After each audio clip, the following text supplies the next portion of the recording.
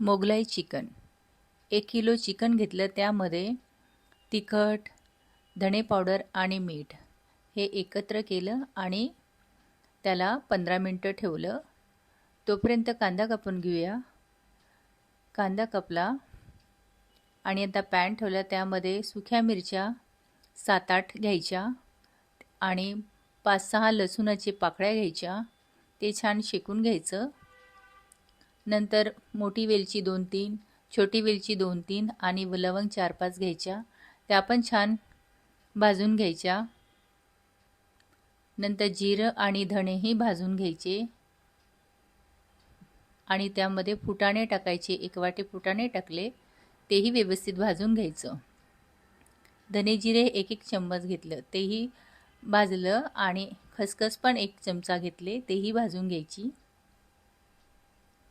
व्यवस्थित भाजून झालं. तमालपत्र घेतली 4-5, तेही व्यवस्थित भाजून घ्यायची आणि अर्धा कांदा घेतला, तोही सॉटे असं करून घ्यायचा आणि 6 जिरं घेतलं 1 चम्मच, तेही भाजून घ्यायचं. आता मिक्सरला ते ग्राइंड करून घ्यायचं. मिक्सरला आता ग्राइंड करून हे आपलं पेस्ट तयार झालेलं आहे. आता पातेल्यामध्ये कांदा घालायचा. अर्धा जो कांदा होता तो घालायचा आणि अर्धा कांदा आपण पेस्टमध्ये घातलेला. त्यामध्ये 1 टमॅटो घालायचा. छान होऊ द्यायचं. टमॅटो आणि कांदा व्यवस्थित एकत्र छान तेलामध्ये होऊ द्यायचं.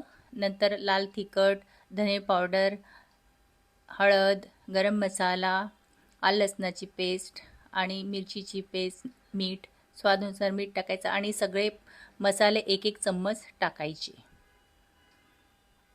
आणि व्यवस्थित ते होऊ द्यायचं. आणि आता आपण पेस्ट बनवली होती ती पण टाकली. आता छान ढवळून घ्यायचं व्यवस्थित.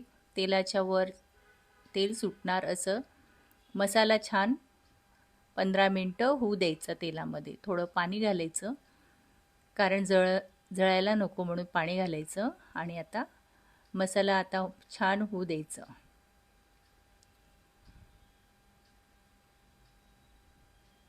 तेल वर सुटलेलं आहे. आता त्यामध्ये आपण चिकन घालूया. चिकन हे टाकून देऊ आणि आता व्यवस्थित चिकनला आता आपण मसाला छान लावून घेऊ.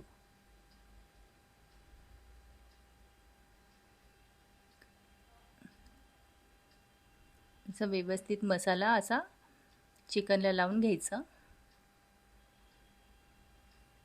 पूर्ण लावल्यानंतर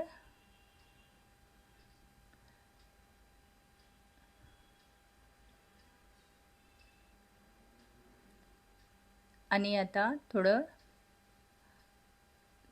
स्लो फ्लेमवर होऊ द्यायचं. आता आपलं चिकन आणि चिकनमध्ये आता लिंबाचा रस टाकलेला आहे आणि आता खालवर केलं. आता झाकण लावून शिजू द्यायचं. आपलं मोगलाई चिकन तयार झालेलं आहे. कोथिंबीर घातली आणि आता सर्व करू. बघा किती मस्त झाला. कलरही छान आला आणि सुगंधही छान येतो आहे आणि टेस्ट पण खूप छान आहे. टेस्टी दिसतंय आपलं मोगलाई चिकन. आता आपण ढवळून घ्यायचं आणि नंतर सर्व करूया.